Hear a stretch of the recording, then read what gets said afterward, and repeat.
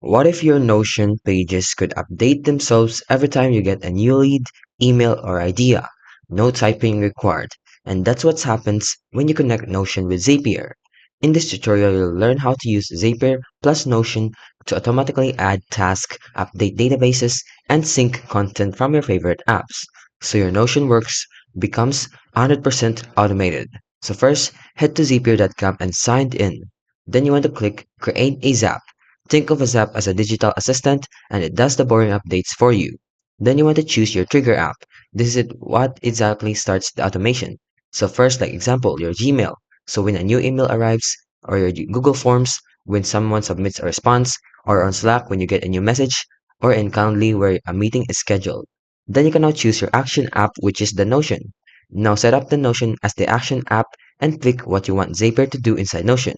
It could be creating a new database item, update an existing entry, add meeting notes, or create a content planning entry.